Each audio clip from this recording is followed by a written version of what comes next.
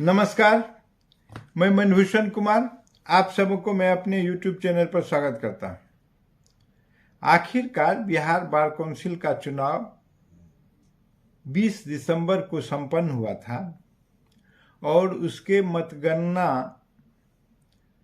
29 दिसंबर से आरंभ हुआ था। और जब 29 दिसंबर से मतगणना आरंभ हुआ तो पूरे जनवरी लगातार उसका मतगणना चला और अंततः जो है उसका चुनाव परिणाम 12 फरवरी को आ गया। तो इसमें पता चला कि कौन कौन से लोग 25 व्यक्ति हैं जो निर्वाचित घोषित किए हैं। और उसको आप देखेंगे तो एक नोटिफिकेशन के माध्यम से देख सकते हैं कि आखिर क्या है। तो फिर देखें तो उस ख्याल से सबसे पहले जो जीतने वाले प्रत्याशी थे, जो फर्स्ट प्रेफरेंस के वोट, चूंकि इसमें प्रेफरेंशियल वोटिंग होती है, तो फर्स्ट प्रेफरेंस के वोट से जीते वो थे मनन कुमार मिश्रा, सीनियर एडवोकेट। और ये मनन कुमार मिश्रा जो हैं ये चेयरमैन भी हैं BCCI bar council of India के चेयरमैन हैं, वरिष्ठ सदस्य। और इस प्रकार देखेंगे तो इनको यह सौभाग्य मिला, चूँकि ये गोपालगंज से अपने को जोड़ते हैं और फिर ये हाईकोर्ट में भी इनका प्रैक्टिस है और चेयरमैन जब हैं तो दिल्ली में रहते हैं, सुप्रीम कोर्ट में भी इनका दखल है। तो कुल मिलाकर इनका सभी जगह कार्य क्षेत्र है। तो मनन कुमार मिश्रा बिहार से जीतने वाले प्रथम वरीयता के मत से यह पहले प्रत्याशी बने। और इसके बाद दूसरे लोग जो जीते तो वो सभी लोग जीते सेकेंड प्रेफरेंस के वोट से। तो ये प्रेमनाथ ओझा ये सेकेंड मैन बने जो अपना जीत सुनिश्चित किया।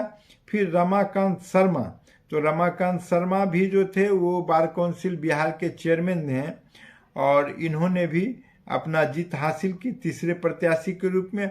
और चौथे प्रत्याशी के रूप में सच्चिदानंद सिंह, वो मुजफ्फरपुर से हैं, अधिवक्ता, इनका जो है वो जीत हासिल हुई। और फिर देखिए मोहम्मद सैदुल्ला, ये देखिए ये 5वें हैं और ये बेतिया में प्रैक्टिस करते हैं। इस प्रकार सैदुल्ला साहब भी अपना जीत दर्ज किया और थे नीचे, लेकिन गिनती होते होते ऊपर 5वें क्रम में आ गए और ये सभी लोग सेकेंड प्रेफरेंस से जीते। और छठा जीते बिंद केसरी कुमार, सीनियर एडवोकेट हैं, डिजिग्नेटेड सीनियर हैं हाईकोर्ट से। और इस प्रकार से आप देखेंगे तो ये बहुत पहले से बार काउंसिल के सदस्य हैं, कई बार जीते हैं, अब अंतिम पड़ाव पर हैं। इस ख्याल से देखें तो इन्होंने भी अपना जीत हासिल की है। और मुजफ्फरपुर में भी इनका है, चूँकि ये स्थानीय है, मुजफ्फरपुर से जुड़े हुए थे तो ये, और पटना हाईकोर्ट में प्रैक्टिस करते हैं, इनका अच्छा प्रैक्टिस है। और मुरारी कुमार हिमांशु 7वें प्रत्याशी बने, ये गया से हैं। तो इस प्रकार से सभी लोग जैसे तैसे जीतते चले गए।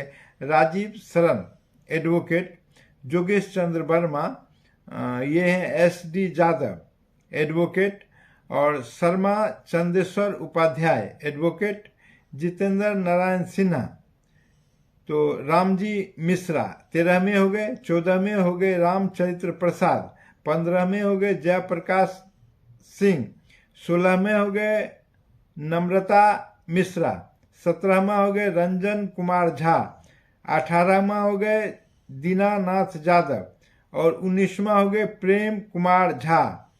इसके बाद 20वां हो गए राजीव कुमार सिंह, 21 हो गए सुदामा राय, 22 हो गए नीतू झा, 23 हो गए संजीव कुमार एडवोकेट, 24 हो गए पनंग कुमार त्रिपाठी और 25 हो गए मधुसूदन शर्मा। ये 25 लोग जीते हैं और इनको प्रमाण पत्र दे दिया गया है, ये जीत का है। और इस प्रकार यह पत्र भी निर्गत कर दिया गया है, सभी एसोसिएशन को सूचित कर दिया गया है, यही सदस्य जीते हुए हैं, इनको मान्यता दिया जाए। इस प्रकार से सभी सदस्य जीत गए हैं।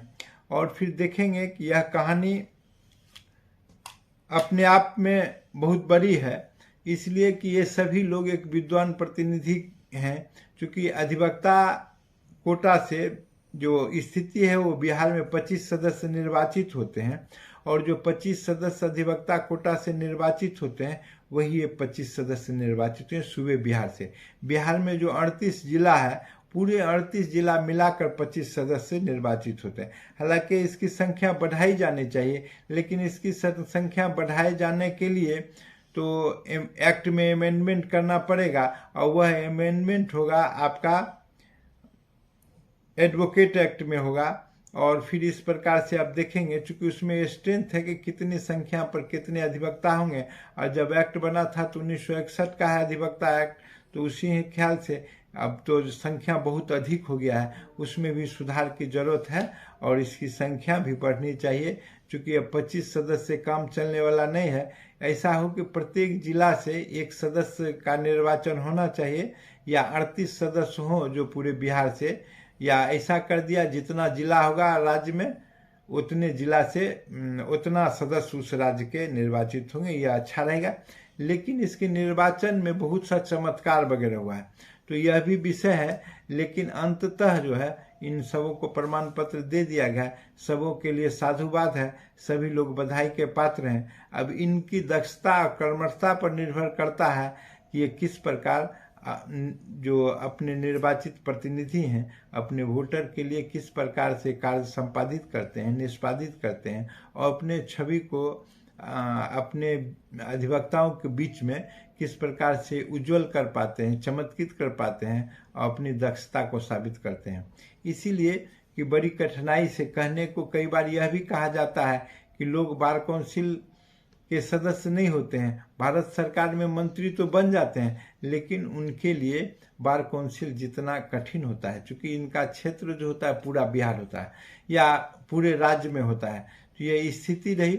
तो इस प्रकार से अब इसी 25 सदस्य में से बैठकर 5 सदस्य को वो कॉप्ट करेंगे या मनोनीत करेंगे, यह स्थिति रही। और फिर यही लोग में से एक सदस्य जो है मनोनीत होकर दिल्ली जाएंगे, वो तो लगभग तय ही है कि मनन मिश्रा ही पुनः जाएंगे और फिर ये बीसीआई के चेयरमैन बनेंगे, ऐसी स्थिति है। और फिर अपना जो बनेगा करेंगे, तो ऐसी स्थिति। लेकिन कुछ जीत गए हैं तो बार काउंसिल की व्यवस्था को भी सुदृढ़ किए जाने की जरूरत है। आप लोग ज़्यादा होशियार हैं, अनुभवी हैं, सब वो मिलकर सुदृढ़ करें। इसमें आज कई पुराने लोग भी छूट गए, जैसे कि धर्मनाथ ज़्यादा विश्वास नहीं जीत सके, तो इस प्रकार से और कई लोग छूट गए होंगे।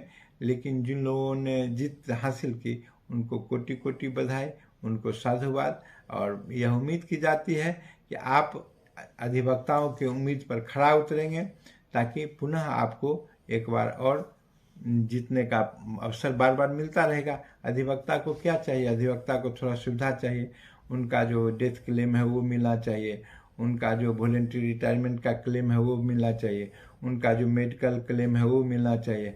अगर आप लोग सक्षम हों तो उनका पेंशन की व्यवस्था करवा दीजिए, तो ये बहुत अच्छी बात होगी। तो सभी लोग चूंकि निर्वाचित प्रतिनिधि हैं, आपका जवाबदेही हम लोग का भार आप ही लोग उठाना है।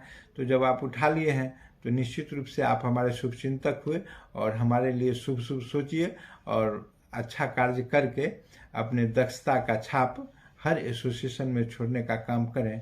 यह बहुत अच्छी स्थिति रहेगी। अगर यह वीडियो आपको पसंद आया हो तो इसे सब्सक्राइब करें और बेल आइकन दबाने का